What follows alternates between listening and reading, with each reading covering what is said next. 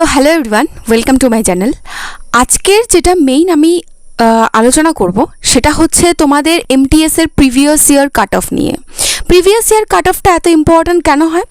Previous year cut off যখন আমরা জানি, অর্থাৎ 2023-2024-এ কীরকম কাট অফ এসছে, সেটার মাধ্যমে আমরা এটা আন্দাজা লাগাতে পারবো যে 2025 যারা তোমরা প্রিপারেশন নিচ্ছ, তোমাদের মক টেস্টে কত পরিমাণ নাম্বার আসলে তোমরা সেফ আছো, অর্থাৎ এক্সাম অবধি তোমাদের কোনো চিন্তা করতে হবে না, তোমাদের স্ট্র্যাটেজি একদম ঠিকঠাক আছে। আজকে আমি তোমাদের বলবো হচ্ছে প্রিভিয়াস ইয়ার কাট অফ, যে তোমাদের আগের বছরে তোমাদের কত ছিল, তার আগের বছরে কত ছিল। দ্বিতীয়ত তোমাদের বলবো যে তোমাদের এই বছর অর্থাৎ 2025-এ তোমরা কত মার্ক তোমাদের মকের মধ্যে মেনলি রাখার চেষ্টা করবে, যেটাতে তোমাদের সেফ তোমরা এক্সাম অবধি থাকবে। চলো সেখানে আমি সম্পূর্ণ কথা তোমাদেরকে ডিটেলসে বলছি। তো প্রথমেই আমাদের জানতে হবে যে এমটিএস এর যে কাট অফটা সেটা তিনটা ভাবে হয়। কিভাবে হয়?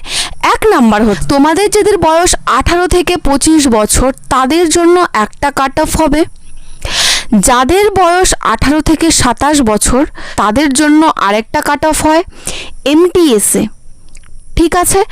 আরেকটা হচ্ছে যারা হাওয়ালদারের জন্য ফর্ম ফিল আপ করো, অর্থাৎ এমটিএস অ্যান্ড হাওয়ালদার দুটো একসাথেই আসে। হাওয়ালদার যারা পরীক্ষা দেবে তাদেরও 18 থেকে 25 বছর এজের মধ্যে কাট অফ আসে। এবার বলি যারা ইউআর অর্থাৎ জেনারেল তাদের জন্য হচ্ছে এই বয়সটা। যারা ওবিসি তোমরা তাদের বয়সের ছাড় আছে 3 বছর। যারা এসসি এসটি তাদের বয়সের ছাড় হচ্ছে 5 বছরের, ঠিক আছে। এই বয়সের উপরে ছাড় পাওয়া যায়। গেল।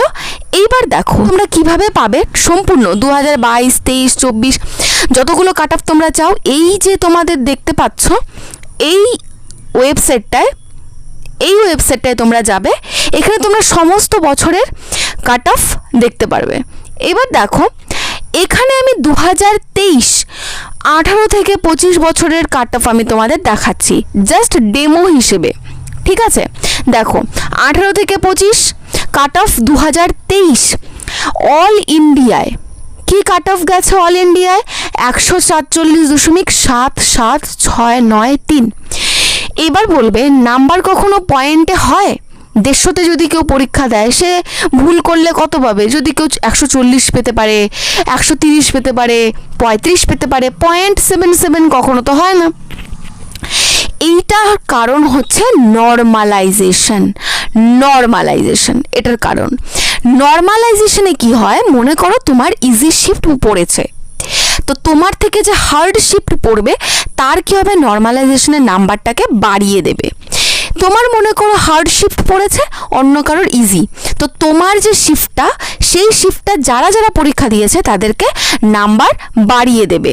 5, 10, 4, 3 যত পরিমাণ বাড়ানো সম্ভব সেখানে বাড়াবে, ঠিক আছে। এটা হচ্ছে নর্মালাইজেশনের নাম্বার অল ইন্ডিয়ায় গেছে 2023-এ 147.77।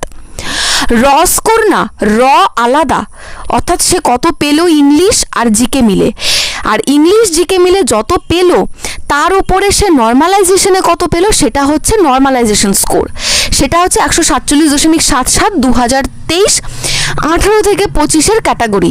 এই ক্যাটাগরিতে দেখো এইখানে যেরকম অল ইন্ডিয়া দেখালাম সেরকম দেখো আসাম, বিহার, ছত্তিশগড়, চণ্ডীগড়, দিল্লি, গোয়া, গুজরাট অনেক জায়গায় আছে। এখন এই কাট অফটা না ভ্যারি করে। কিভাবে ভ্যারি করে? তোমাদের মনে করো যেরকম বিহারে তোমাদের কাট অফ বেশি যায়, ইউপিতে বেশি যায়, কারণ এখানে কম্পিটিশন অনেক বেশি তুলনামূলকভাবে।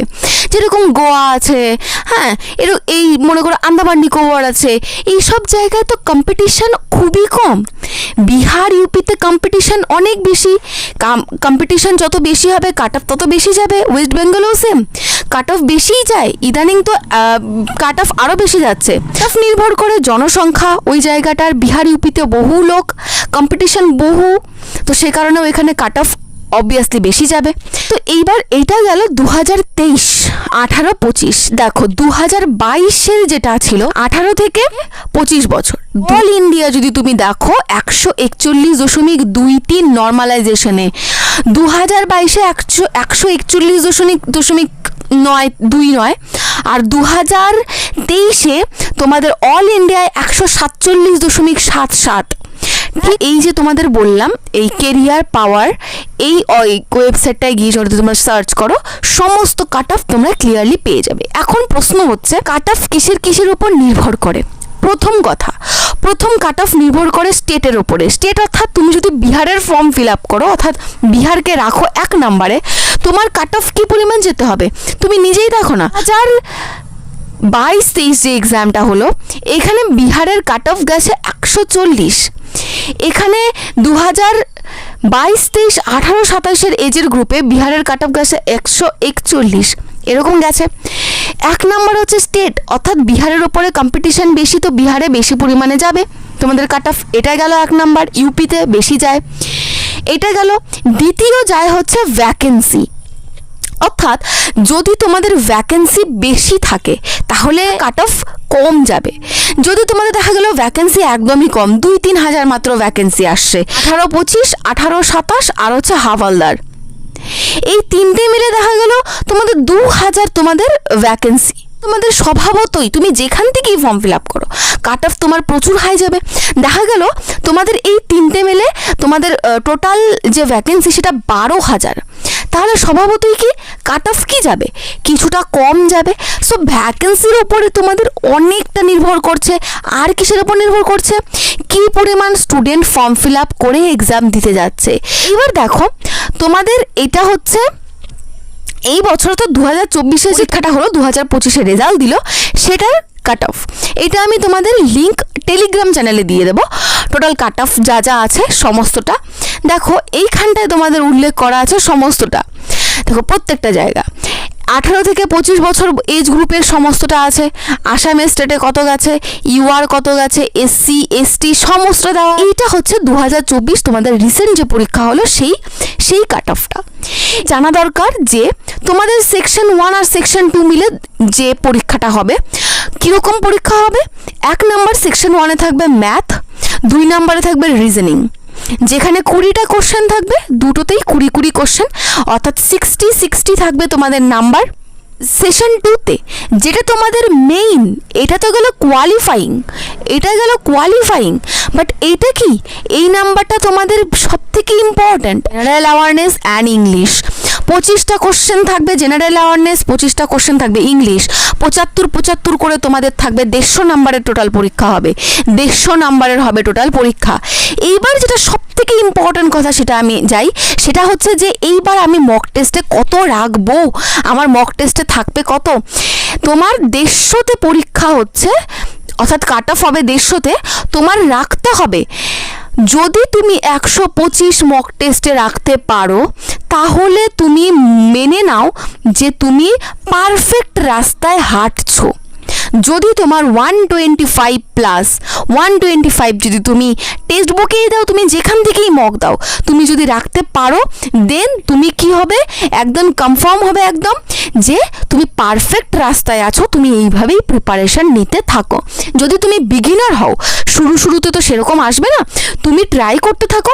এক্সামের 1 মাস আগে অবধি তুমি যদি এই নাম্বারটাকে নিয়ে আসতে পারো মক টেস্টে, দেন তুমি পরীক্ষার জন্য পারফেক্ট প্রিপারেশন নিয়েছো। ক্লিয়ার? 125+।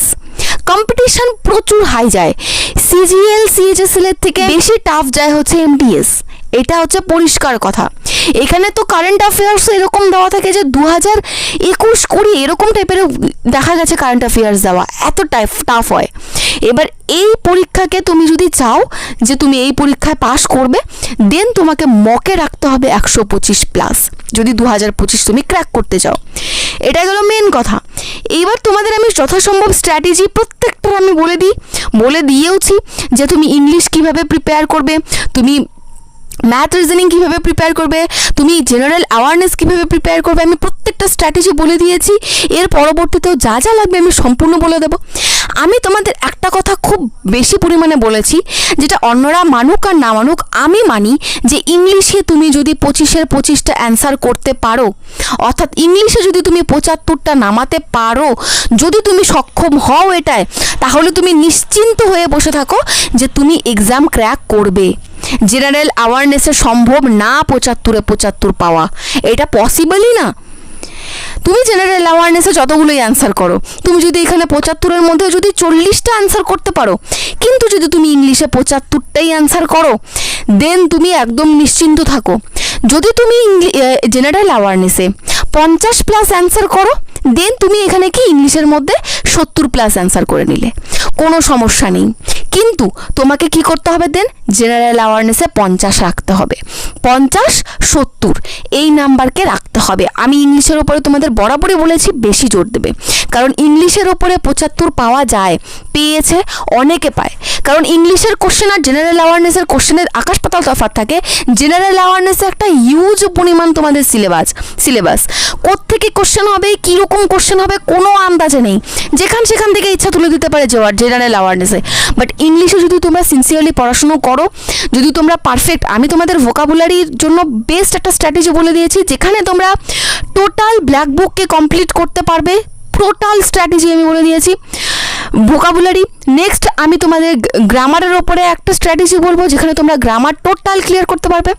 ইংলিশের ওপরে 75 আনার জোর দাও, ইংলিশ এতটাই ইম্পর্ট্যান্ট। গেল। এইবার বলি 2025-এ তোমাদের রেজিস্ট্রেশন ডেট, অর্থাৎ তোমাদের যে ফর্ম ফিল আপটা, সেটা কবে থেকে শুরু হবে? 26 জুন থেকে 24 জুলাই। মাথায় রাখবে, পরীক্ষার আর মোটামুটি টেনে টুনে 4টা মাস আছে। 26 জুন তোমাদের ফর্ম ফিল আপ শুরু হবে, আগে ভাগে ফর্ম ফিল আপ করবে। এরকম না যে 23 তারিখে আমি ফর্ম ফিল আপ করবো, 23শে জুলাই আমি ফর্ম ফিল আপ করবো, কখনো না। সার্ভারের খুব সমস্যা থাকে, শুরুর 1 সপ্তাহ পর থেকে ফর্ম ফিল আপ শুরু করে দেবে প্রত্যেকে, তাতে কি সার্ভার একদম ঠিকঠাক পাবে, আরামে ফর্ম ফিল আপ করতে পারবে। যারা নতুন তারা OTR করে নেবে। এবার OTR কি সেটা আমি আমার ভিডিওতে বলে দিয়েছি, যেটার লিঙ্ক আমি তোমাদের ডেসক্রিপশনে দিয়ে দেবো OTR সম্পর্কে। বিগিনাররা OTRটা করবে পারফেক্টভাবে, দেন কি করবে, ফর্ম ফিল আপ করবে। 26 তারিখ রেডি থাকবে ফর্ম ফিল আপের জন্য, পারফেক্ট ফর্ম ফিল আপ করবে, কোনো ভুলভ্রান্তি না। তারপরে কি এক্সাম ডেট, সব থেকে গুরুত্বপূর্ণ কি এক্সাম ডেট 20 সেপ্টেম্বর তোমাদের বলে দেওয়া আছে। 20 সেপ্টেম্বর তোমার ডেট যদি পড়ে 24 অক্টোবরও এক্সামের ডেট, তুমি তো বলতে পারো না যে আমি 24 এক্সামের ডেট আমি ধরবো, তোমার সেটা লাখ, তোমার 24 অক্টোবর পড়েছে, 20 সেপ্টেম্বর তোমাকে ধরতে হবে যে এক্সাম শুরু। তো এর আগে অবধি তোমাদের হাতে যতদিন টাইম আছে এখন থেকে শুরু করে একদিনও সময় নষ্ট করা যাবে না। এটা গেল তোমাদের কাট অফ। তোমাদের তুলতে হবে কত আমি তোমাদের বলে দিয়েছি, 125+ 150-এ, রাইট? যদি তোমরা বিগিনার হও এখন থেকে ট্রাই করো, এক্সামের 1 মাস আগেই তোমরা দেখতে পারবে এইরকম ধরনের একটা মক টেস্টের মধ্যে রেজাল্ট আসছে। যদি এরকম রেজাল্ট থাকে, পারফেক্ট তোমাদের একদম স্ট্র্যাটেজিতে এগিয়ে যাও। এই হচ্ছে তোমাদের টোটাল কাট অফ। এখান থেকে তোমরা ধারণা পাবে যে তোমরা এক্সামের মধ্যে কতটা প্রিপারেশান নিতে পেরেছো। মক অবশ্যই ডেইলি দেবে, মক টেস্ট খুব ইম্পর্ট্যান্ট, মক অ্যানালিসিস খুব ইম্পর্ট্যান্ট। তারপরেও তোমাদের কোনো রকম সমস্যা থাকলে সেটা কমেন্টে জানাবে। ভিডিওটা ভালো লাগলে লাইক করবে, চ্যানেলটাকে সাবস্ক্রাইব করবে। দেখা হচ্ছে নেক্সট এরকম কোনো ইনফরমেটিভ ভিডিও নিয়ে।